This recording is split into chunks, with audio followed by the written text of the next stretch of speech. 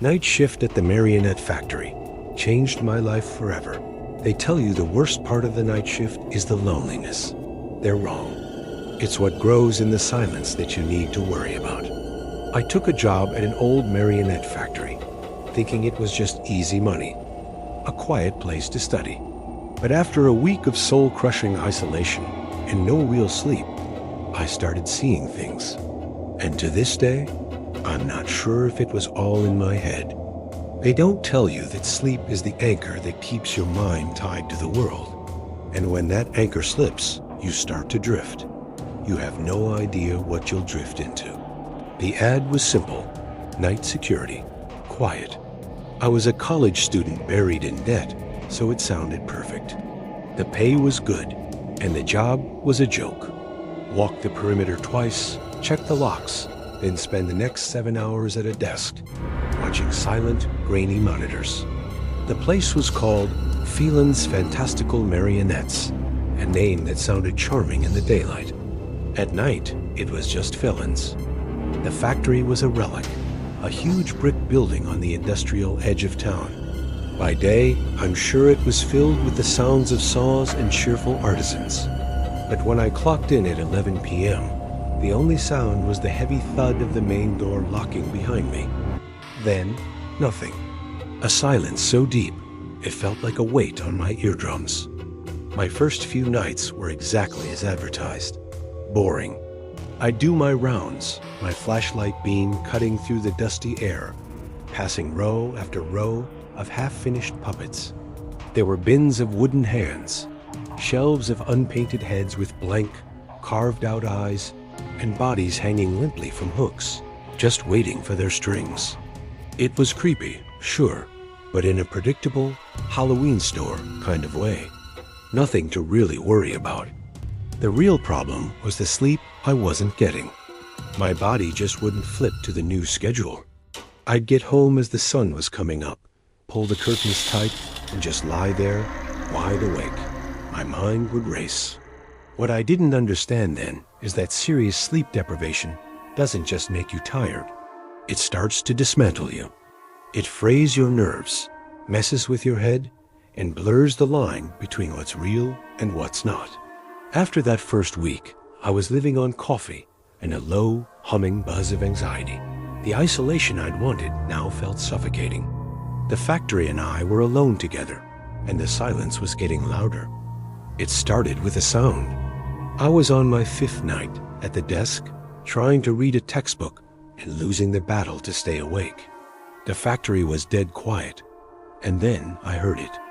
A soft clack. It came from the main workshop. I sat bolt upright, my heart suddenly kicking into overdrive. It sounded like 2 pieces of wood being gently knocked together. It's nothing, I told myself. It's the old building settling. It's the wind. It's a rat.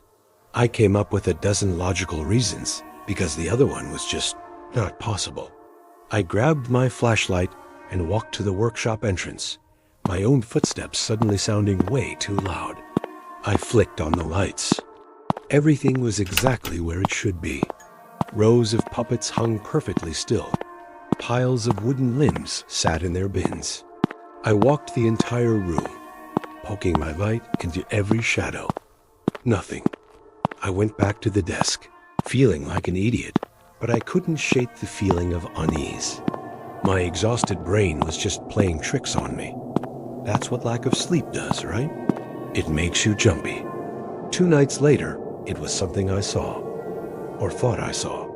I was on my 2nd patrol, walking down the long hallway that led to the painting room. At the very end of the hall, there was a single clown marionette hanging from a hook on the wall, like a display piece. Its head was tilted down, chin to its chest.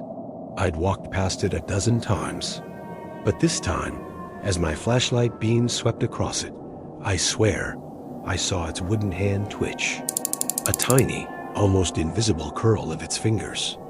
I froze, pinning the light on it. The hand was still, perfectly still.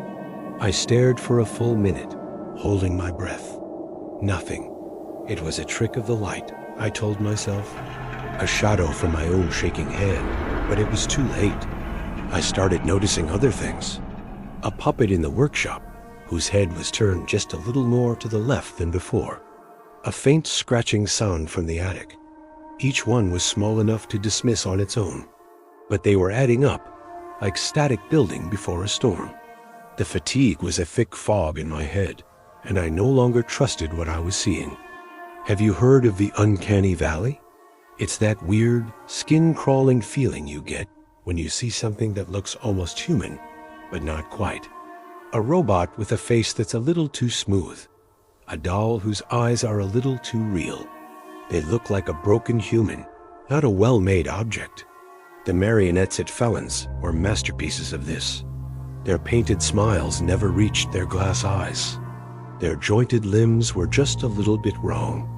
And as I got more and more tired, I felt like I had fallen into that valley right alongside them. By the end of the second week, I was a wreck. I was running on maybe 2 or 3 hours of broken sleep a day. My patrols became exercises in pure dread. I started taking the long way around the main workshop, just to avoid those rows of hanging bodies.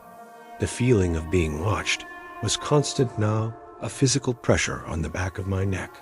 One night, the feeling was so strong I couldn't sit still. I decided to check the archives in the basement, just to go somewhere else. It was a room full of old blueprints, ledgers, and a few retired puppets in glass cases. As I was flipping through a dusty old design book, I heard a sound coming from the spare monitor speaker, a faint, rhythmic squeaking. I looked up at the screen, which showed 4 grainy black and white feeds. The sound was coming from the workshop. I squinted. In the middle of the room was a small carousel they used to drive freshly painted puppets.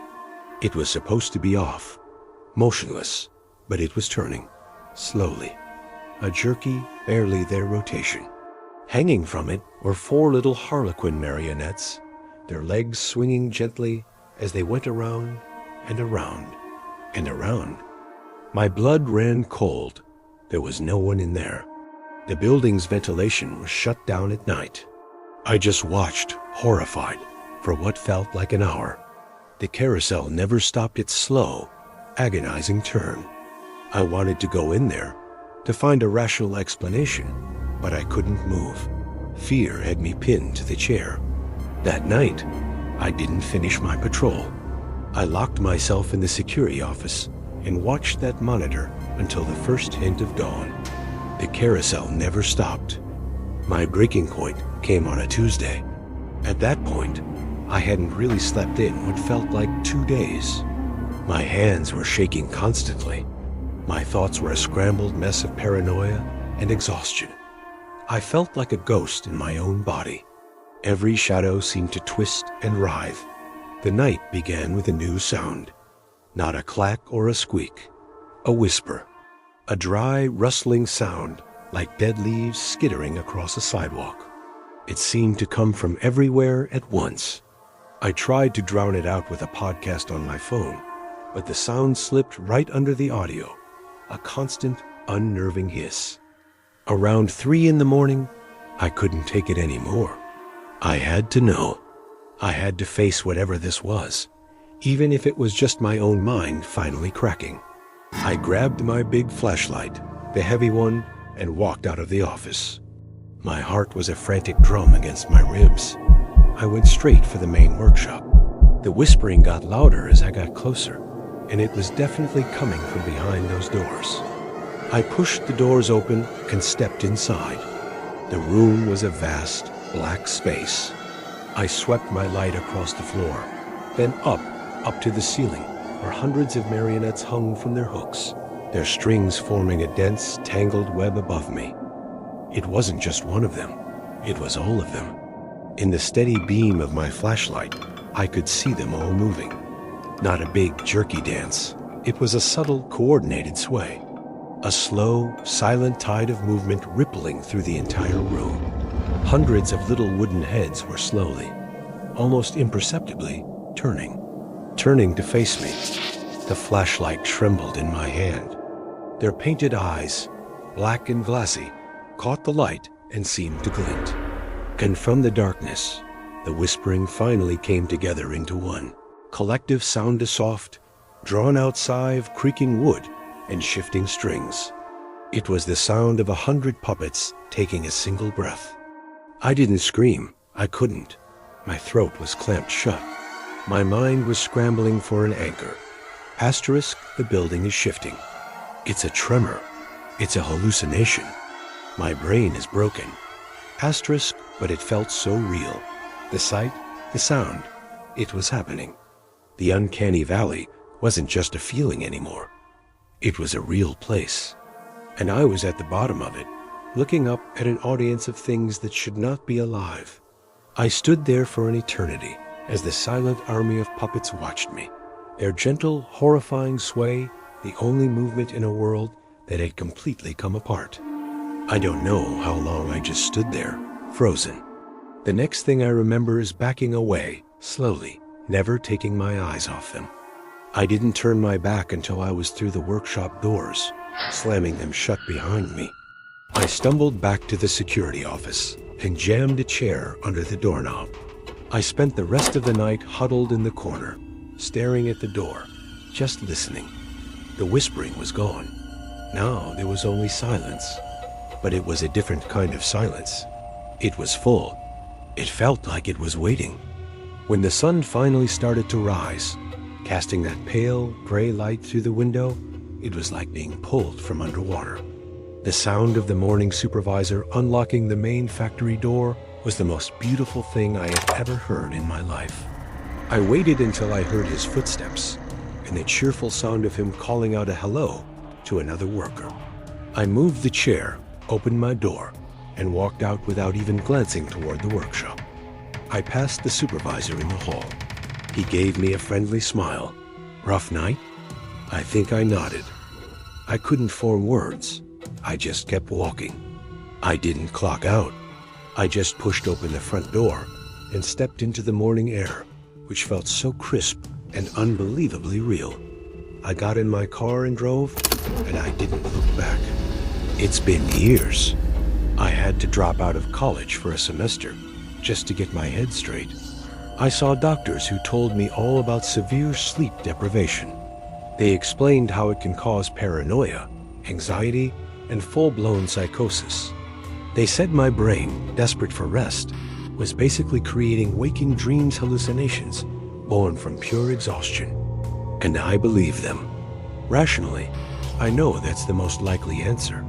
My mind, cut loose from its anchor of sleep and left in total isolation, just invented a horror to fill the silence. The human brain is a fragile thing, but believing something in your head and knowing it in your gut are two very different things. There's a part of me, a part that only comes out late at night when the house is quiet, that isn't so sure. A part that remembers the coordinated sway of hundreds of puppets. It remembers that collective, woody sigh. That remembers the feeling of all those vacant eyes turning to look right at me. I can't be around dolls anymore. Even a mannequin in a store window sends a jolt of ice through my veins. The silence of an empty room makes my skin crawl. That job didn't just cost me a semester of college. It rewired something deep inside of me. Maybe it was all in my head, but maybe, just maybe, in the crushing silence of that factory, something that was supposed to be sleeping woke up. If you've ever had a job that made you question reality, share your story in the comments. I'd honestly love to know I'm not alone. And for more stories that dig into the strange and the unsettling, make sure to subscribe to Halfway Dark. You never know what's waiting in the quiet places.